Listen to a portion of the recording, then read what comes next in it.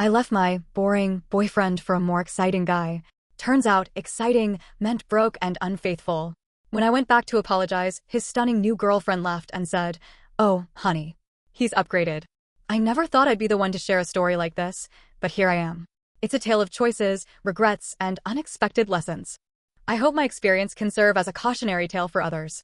I was in a relationship with a guy named Daniel. We met during our college years in Boston. Daniel was the kind of guy who believed in routines and plans. He was pursuing a degree in accounting at Boston University and had his life mapped out: graduate, secure a stable job, and eventually start a family.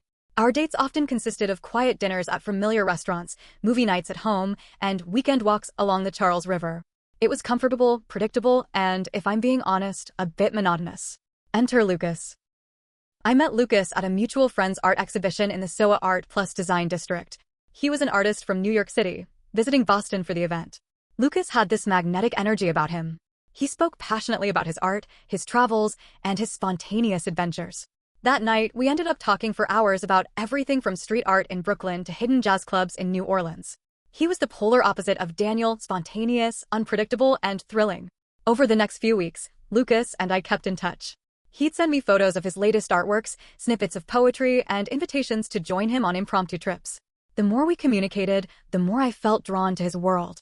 It was vibrant and full of surprises, a stark contrast to my life with Daniel. I began to feel restless. The predictability of my relationship with Daniel started to feel like a cage. I yearned for the excitement that Lucas promised. So, after much internal turmoil, I made the decision to break up with Daniel. It was one of the hardest conversations I've ever had. Daniel was heartbroken and confused. He couldn't understand why I was leaving a stable relationship for someone I barely knew. But in my mind, I was chasing happiness, adventure, and passion. Lucas and I started dating shortly after. At first, it was everything I had imagined. We took spontaneous road trips to places like Cape Cod and Montreal. We'd stay up all night, talking about dreams, art, and the universe. I felt alive in a way I hadn't in years. But as the months went by, cracks began to appear. Lucas's spontaneity also meant unpredictability in crucial areas. He struggled to hold down a steady job, often relying on his art sales, which were inconsistent. Financial instability became a constant stressor. We'd have to scrape together money for rent, and there were times we couldn't afford basic necessities. Moreover, Lucas's charm wasn't reserved just for me. I began to notice flirtatious interactions with other women. At first, I brushed it off as harmless, but then I discovered messages on his phone that suggested otherwise. When I confronted him, he dismissed my concerns, accusing me of being paranoid and controlling. The final straw came when I found out he had been unfaithful. The betrayal cut deep, especially since I had sacrificed a stable and loving relationship for this tumultuous one. I felt foolish, used, and profoundly regretful. Realizing my mistake, I decided to reach out to Daniel. I wanted to apologize, to explain, and perhaps seek forgiveness. I knew it was a long shot, but I had to try. I found out that Daniel had moved on. He was now dating someone named Sophia, a woman he met through mutual friends. From what I heard, Sophia was intelligent, kind, and shared many of Daniel's interests. They were serious, and friends mentioned how happy Daniel seemed. I mustered the courage to call him. He answered, his voice polite but distant. I apologized profusely, expressing my regret and acknowledging the pain I had caused him. Daniel listened quietly and then said, "I appreciate your apology. But I've moved on, and I'm in a good place now. I hope you find peace too." His words, though kind, felt like a door closing, a door I had willingly walked away from. This experience taught me invaluable lessons. I realized the importance of appreciating stability and recognizing the value in a partner who offers consistency and reliability. While excitement and spontaneity have their allure, they shouldn't come at the cost of trust and security. To anyone reading this, the grass isn't always greener on the other side. Sometimes it's greener where you water it. After that phone call with Daniel, I didn't know what to feel. His voice was calm, but it had that distance in it. The kind of distance that tells you you're not part of their life anymore, not even close. I thought I could handle it. I thought I just needed to hear him forgive me. But the reality that he truly moved on hit harder than I expected. The worst part? It didn't stop there. About 2 weeks after that call, I saw a photo on Instagram that made my stomach turn. It was Daniel, standing on the deck of a boat in Newport, Rhode Island, wearing a crisp white shirt and sunglasses. He was smiling, one arm around Sophia. She was gorgeous. Tall, elegant, dressed like she walked out of a Ralph Lauren catalog. They looked like a magazine cover. But what really got me wasn't how perfect they looked. It was the caption. "Couldn't be happier. Found the calm after the storm. The calm after the storm. That was me, right? I was the storm. I stared at that post for a long time. I clicked on her profile. Her page was full of travel shots, homemade dishes, photos with her dog, and lots of pictures with Daniel. She had thousands of followers. Every single post seemed to scream, effortlessly perfect. And people loved her. The comments were full of compliments. People I used to know, our mutual friends, were liking her pictures and writing things like, "You two are perfect together, and so happy for you both." I felt like a ghost. The truth was, my life with Lucas was crumbling fast. He had just borrowed money from me for the third time that month. When I told him I couldn't keep covering for him, he snapped. Said I didn't believe in his art, and that I was trying to change him. He stormed out that night and didn't come back until 3 days later, reeking of booze and lipstick on his shirt collar. No explanations, no apology. I started sleeping on the couch. I stopped answering calls from friends. I couldn't bear to tell anyone how bad things had gotten. Then, one night, I did something impulsive. I went to one of Daniel's favorite bars in Cambridge. It was a cozy place with dim lights and an old jukebox in the corner. We used to go there on Thursdays for their trivia nights. I sat at the bar, ordered a drink, and just stared at the wall for a while. I wasn't expecting to see anyone I knew, but fate had other plans. As I was leaving, I saw Daniel. He walked in holding Sophia's hand. They didn't see me right away, but I froze.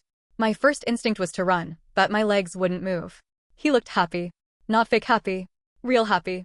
Laughing, his shoulders relaxed, his face glowing in a way I hadn't seen, even when we were together. Then Sophia saw me.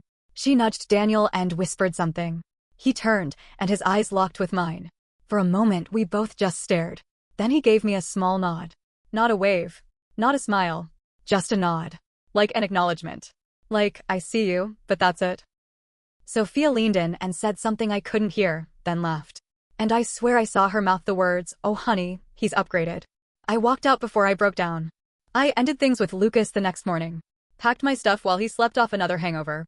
Left the key on the table. He didn't even text until the next night, and all he said was, "You serious?"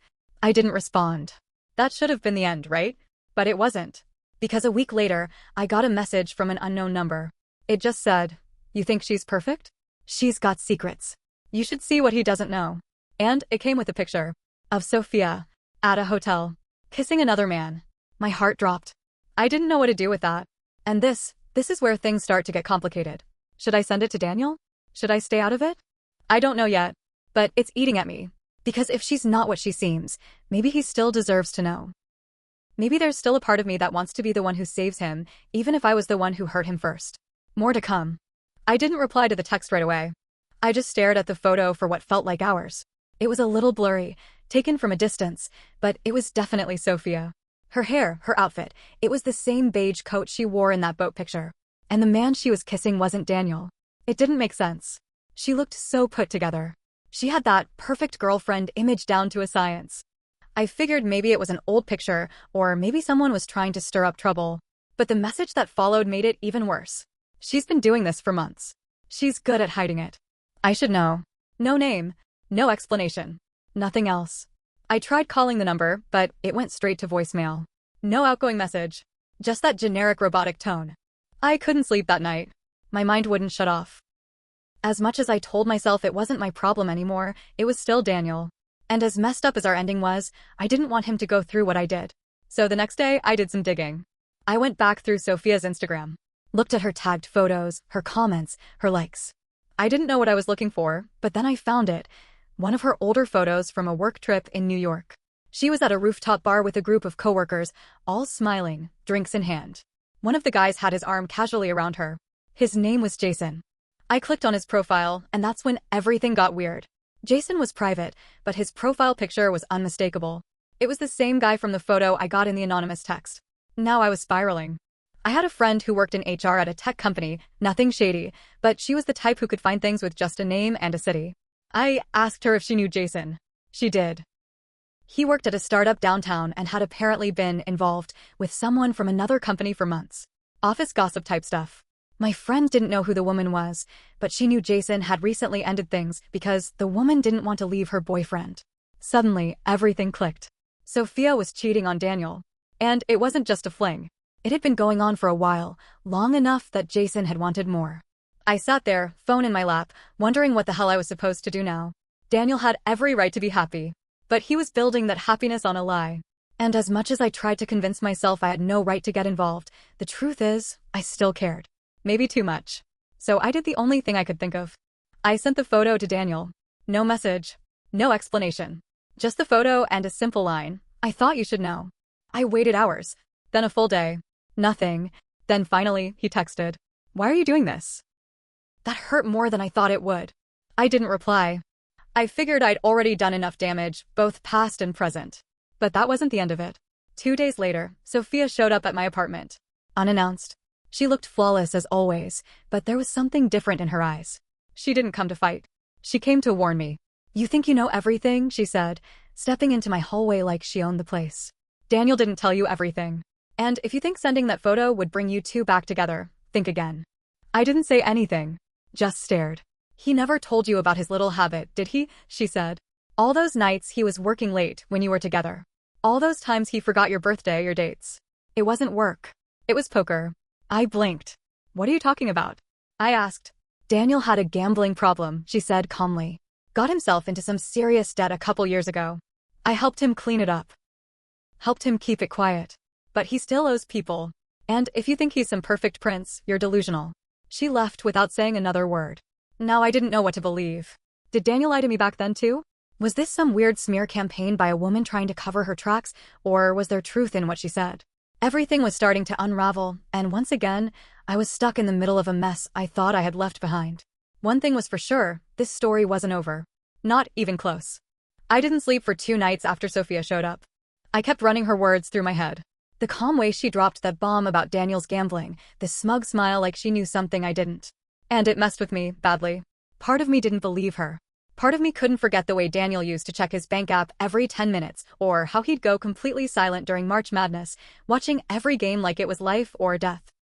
So I did what any half-broken, desperate woman would do. I asked someone who'd know the truth.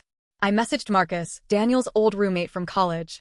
We hadn't talked in years, but I sent him a simple, hey, I know this is random, but can I ask you something personal about Daniel? His reply came 5 minutes later. Let me guess. You just found out about the poker thing. My chest went cold. Marcus explained everything. Daniel used to sneak off to poker nights at this sketchy backroom bar in Alston. At first, it was just casual games. But then the stakes got higher. He racked up a few thousand in debt and started skipping rent. Marcus bailed him out once, but after that, Daniel promised he'd quit. Marcus believed him until the rumors started up again last year. I felt like someone had pulled the floor out from under me. I had been the villain in my own story, the one who left a good man for a reckless artist. But suddenly, the lines were blurred. Maybe I didn't just run from boredom. Maybe I had sensed something was off even back then. Maybe I just couldn't name it. Still, I couldn't let it sit like this. So I did something even crazier.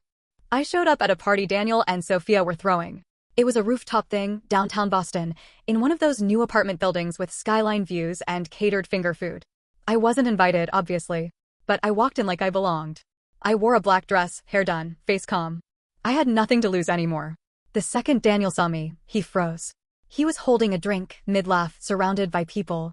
I stepped right up to him. We need to talk, I said, voice low but steady. Sophia was nearby. Her eyes widened. She rushed over. Seriously? You're showing up here now. You wanted to bring up secrets, I said, loud enough for people around to hear. Let's bring up all of them. A hush spread. I could feel people staring. Daniel pulled me aside, trying to avoid a scene, but it was too late. You lied to me, I hissed. All those nights I thought you were working, you were gambling. He stared at me, face pale. I thought you were better, I whispered. I thought Sophia saved you. Then I turned to her. And you, how long were you cheating on him with Jason? Or did you forget I got the photo? Sophia's face twisted, and for the first time, I saw panic in her eyes. You don't know anything, she snapped. I know enough, I said. And now so does everyone else. It exploded after that. Daniel asked her, right there in front of everyone, is it true? She didn't answer. Just stared at him. The silence said it all. Daniel walked away. Left the party, the people, the chaos. I stayed a few more minutes, awkwardly sipping someone's untouched champagne before I left. The fallout came fast. Daniel texted me the next day. He asked to meet. I agreed, even though I wasn't sure why. We met at a quiet park near the river. He looked tired. He apologized, not just for the gambling, but for making me feel like I was the only one who messed up. I wasn't honest, he said. Not with you, not with Sophia, not with myself. I hurt you, I said. But maybe you weren't the man I thought you were. He nodded. And maybe you weren't the woman I needed, but you were real. There were no promises. No sudden kisses or reconciliations. Just a moment of truth between two people who once thought they'd spend their lives together. Sophia disappeared from social media a few days later. Word got around that she moved to New York. Lucas tried texting me again. I blocked him. I started therapy. I started walking every morning without checking my phone. I started writing again, something I'd stopped doing while I was with Lucas. I even joined a book club. I don't know if I'll ever fully forgive myself for how things unfolded, but I do know this. Sometimes, the most painful lessons come from the people we thought we had figured out. And sometimes, we don't get closure from others, we give it to ourselves. I didn't end up with Daniel. We didn't ride off into the sunset. But I walked away wiser. A little more scarred, yes, but also stronger. I stopped chasing the highs and started seeking peace. And for now, that's more than enough.